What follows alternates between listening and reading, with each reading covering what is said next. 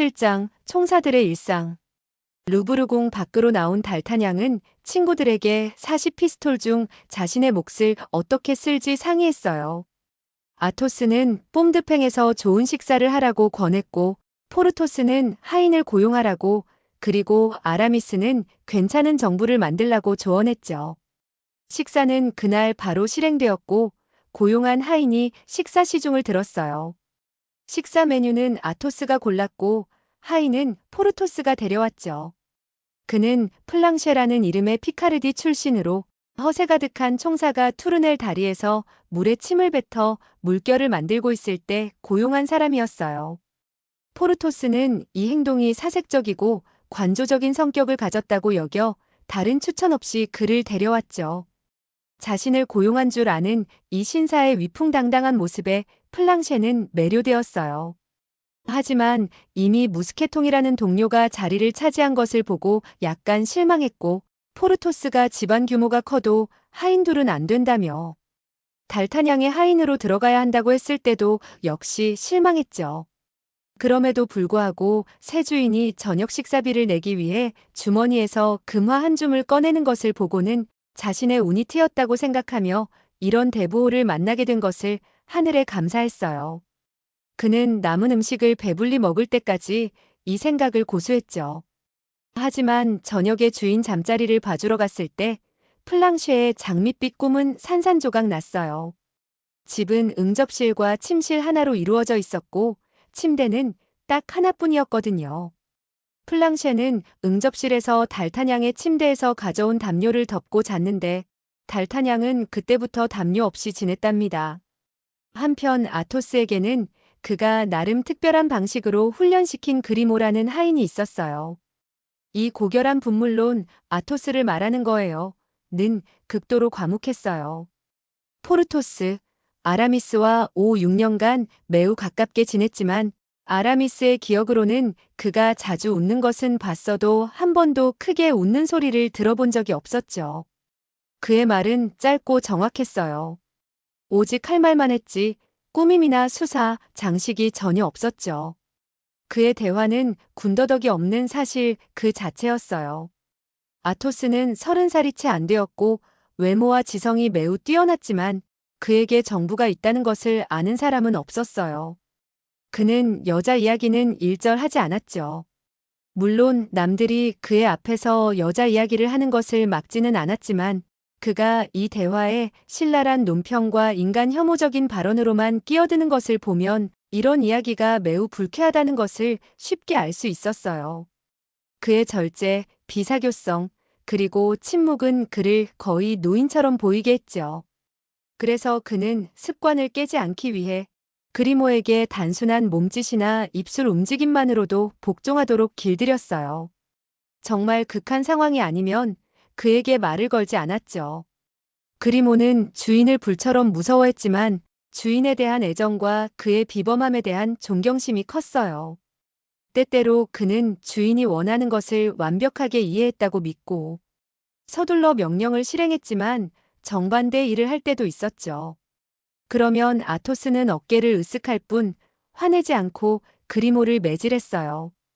포르토스는 우리가 보았듯이 아토스와는 완전히 반대 성격이었어요.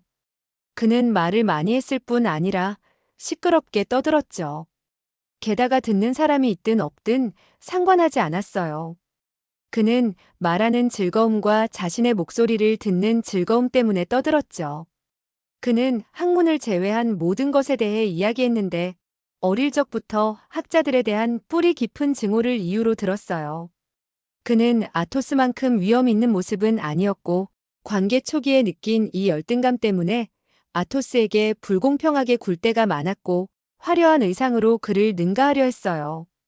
그러나 아토스는 단순한 총사 제복을 입고도 고개를 젖히고 발을 내딛는 방식만으로도 즉시 제자리를 찾았고 눈에 띄는 포르토스를 2인자로 만들었죠. 포르토스는 아토스가 절대 입에 담지 않는 자신의 성공담을 트레빌시의 응접실과 루브르 궁 근위대 막사에서 떠벌림으로써 스스로를 위안했어요. 지금은 법조계 귀족 여성에서 검을 든 귀족 여성, 즉 판사 부인에서 남작 부인으로 옮겨갔고 한 외국 공주가 자신을 무척이나 좋아하고 있다는 이야기까지 하고 다녔죠. 옛 속담에 그 주인의 그 하인이라는 말이 있어요. 그럼 아토스의 하인 그리모에 이어 포르토스의 하인 무스케통을 살펴봅시다. 무스케통은 노르망디 출신으로 주인이 그의 평화로운 이름 보니파스를 훨씬 더 웅장하고 호전적인 이름인 무스케통으로 바꿨어요. 그는 숙식과 의복만 제공받되 화려하게 해준다는 조건으로 포르토스의 하인이 되었죠. 그리고 나머지 생계를 책임질 부업에 하루 2시간만 투자할 시간을 요구했어요. 포르토스는 이 거래를 받아들였는데 이 조건이 그에게 아주 잘 맞았거든요. 그는 낡은 옷과 남는 망토로 무스케통의 상의를 만들었고 이 헌 옷을 뒤집어 새 것처럼 만드는 재주가 뛰어난 재단사 덕분에 무스케통은 주인 뒤에서 아주 멋진 모습을 뽐냈어요. 아라미스의 성격은 충분히 설명한 듯합니다. 그의 하인은 바쟁이였어요. 아라미스가 언젠가 성직자가 되리라는 희망 때문에 그는 성직자 하인답게 항상 검은 옷을 입고 다녔죠. 베리 출신으로 35에서 40살 정도 온화하고 평화로우며 살 집이 있었고 주인이 남긴 여가 시간에는 경건한 책을 읽는 데 몰두했어요. 급할 때는 간단하지만 훌륭한 2사람분의 식사를 준비할 줄 알았죠. 귀가 어둡고 벙어리 같고 장님 같았으며 충성심은 매우 강했어요. 이제 주인과 하인을 최소한 표면적으로는 모두 알았으니 그들이 사는 집으로 넘어가 봅시다. 아토스는 릭상부르 공원에서 아주 가까운 페루 거리에 살았어요. 그의 집은 방 2개짜리 작은 아파트였고 아주 깔끔하게 꾸며져 있었으며 젊고 정말 아름다운 여주인이 그에게 헛된 눈웃음을 보내는 하숙집이었죠. 이 소박한 집벽에는 과거의 화려함이 군데군데 남아 있었어요. 예를 들어 프랑스와 1세 시대에 유행했던 양식에 화려하게 아로 새겨진 검이 있었는데 보석이 박힌 손잡이만 해도 200피스톨의 가치가 나갔을 거예요. 하지만 아토스는 극심한 궁핍 속에서도 그것을 전당 잡히거나 팔려고 하지 않았어요. 포르토스는 오랫동안 이 검을 탐냈고 그것을 갖기 위해 10년의 수명을 내놓을 수도 있었을 거예요. 어느 날 포르토스는 어떤 공작 부인과의 약속이 있어 아토스에게 그 검을 빌리려 했어요.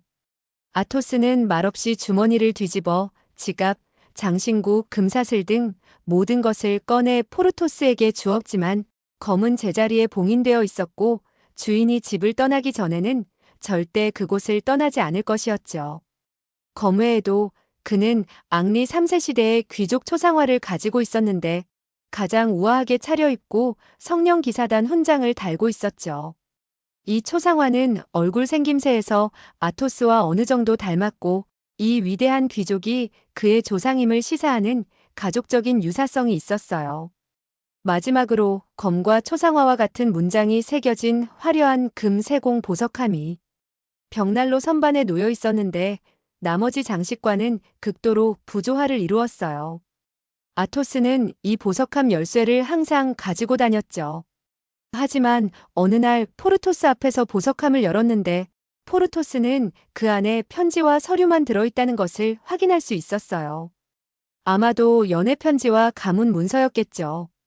포르토스는 비유콜롱비의 거리에 있는 웅장하고 호화로워 보이는 아파트에 살았어요. 친구와 함께 집 앞을 지날 때마다 포르토스는 고개와 손을 들고 저기가 내 거쳐요 라고 말하곤 했어요. 하지만 그는 집에 있는 법이 없었고 아무도 초대하지 않았으며 그 호화로운 외관 안에 실제 재산이 얼마나 되는지 아는 사람은 아무도 없었죠. 아라미스는 작은 방들, 즉 응접실, 식당, 침실로 이루어진 작은 공간에 살았는데 침실은 아파트의 나머지 부분처럼 1층에 있었고 시원하고 푸르며 그늘지고 이웃의 시선이 닿지 않는 작은 정원으로 통했어요.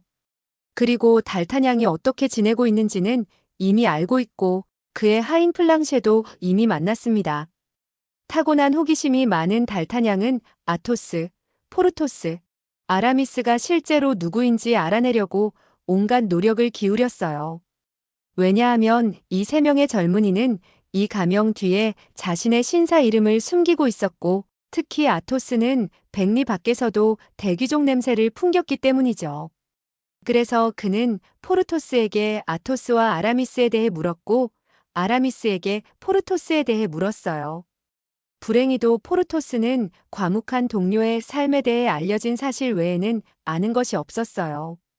아토스는 연애사에서 큰 불행을 겪었고, 끔찍한 배신이 그의 삶을 영원히 병들게 했다는 소문이 있었죠.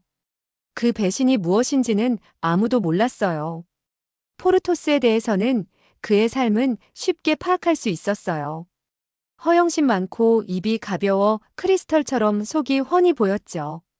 탐문하는 사람을 헷갈리게 할 수 있는 유일한 것은 그가 자신에 대해 말하는 모든 좋은 점을 믿는 것이었어요. 아라미스는 비밀이 없는 듯 보였지만 온통 미스터리로 가득 찬 청년이었어요. 남에 대한 질문에는 거의 대답하지 않았고 자신에 대한 질문은 교묘하게 회피했죠. 어느 날 달타냥은 포르토스에 대해 오랫동안 질문하고 그 총사가 어떤 공주에게 성공했다는 소문을 듣고 나서 대화 상대인 아라미스의 연애 모험에 대해서도 알고 싶어졌어요. 그럼 친애하는 동료, 남들의 남작 부인, 공작 부인, 공주 이야기를 하는 당신은 어떻습니까? 라고 그가 물었어요. 실례합니다. 아라미스가 말을 끊으며 제가 그들에 대해 이야기한 것은 포르토스 자신이 그 이야기를 하고 다녔기 때문이고 저 앞에서 그 모든 멋진 일들을 소리쳤기 때문입니다. 하지만 저를 믿으세요. 친애하는 달타냥 씨. 만약 제가 다른 출처에서 들었거나 그가 제게 비밀로 말했다면 그에게 저보다 더 신중한 고해 신분은 없었을 겁니다. 의심하지 않아요. 달타냥이 말을 이었어요. 하지만 사실 당신도 문장에 꽤 익숙한 것 같습니다. 우리가 친분을 맺게 된 계기인 어떤 자수 손수건을 보세요. 이번에는 아라미스가 화를 내지 않고 가장 겸손한 표정을 지으며 다정하게 대답했어요. 친애하는 친구, 제가 성직자가 되기를 원하며 모든 세속적인 상황을 피한다는 것을 잊지 마세요. 당신이 본 그 손수건은 제게 맡겨진 것이 아니라 제 친구 중 한 명이 제 집에 놓고 간 것입니다. 저는 그와 그가 사랑하는 여인을 곤란하게 만들지 않기 위해 그것을 가져야만 했습니다. 저로 말할 것 같으면 저는 정부가 없고 가지기를 원하지도 않습니다. 이 점에서 저와 마찬가지로 정부가 없는 아토스의 매우 현명한 모범을 따르고 있죠. 하지만 맙소사, 당신은 총사이지 신부가 아니잖아요. 임시 총사입니다. 친애하는 친구, 추기경님이 말씀하신 것처럼요. 제 의지와는 상관없는 총사이지만 마음은 성직자입니다. 저를 믿으세요. 아토스와 포르토스가 저를 바쁘게 하려고 끌어들였죠. 제가 서품 받을 때 작은 문제가 생겨서. 하지만 그건 당신에게 별로 흥미가 없을 것이고 제가 당신의 소중한 시간을 빼앗고 있군요. 전혀요. 매우 흥미롭습니다. 달타냥이 외쳤어요. 그리고 지금은 할 일이 전혀 없습니다. 네, 하지만 저는 성무일과를 외워야 하고요. 아라미스가 대답했어요. 그러고 나서 다귀용 부인의 요청으로 시를 좀 지어야 합니다. 그 다음에 생토노레 거리로 가서 슈브레즈 부인에게 줄 루즈를 사야 합니다. 그러니 친애하는 친구, 당신이 급하지 않더라도 저는 매우 바쁩니다. 그리고 아라미스는 친구에게 다정하게 손을 내밀고 작별을 고했어요. 달타냥은 아무리 노력해도 새 친구에 대해 더 이상 알아낼 수 없었어요. 그래서 당분간은 그들의 과거에 대해 들었던 모든 것을 믿기로 하고 미래에는 더 확실하고 광범위한 정보를 얻기를 희망했죠. 한편 그는 아토스를 아킬레스, 포르토스를 아약스, 아라미스를 요셉으로 여겼습니다. 게다가 내 젊은이의 삶은 즐거웠어요. 아토스는 도박을 했고 항상 운이 없었죠. 하지만 그는 친구들에게는 단 한 푼도 빌리지 않았어요. 그의 지갑은 항상 친구들을 위해 열려 있었지만 외상으로 도박을 했을 때는 항상 다음 날 아침 6시에 채권자를 깨워 전날 빚을 갚았죠. 포르토스에게는 충동적인 순간들이 있었어요.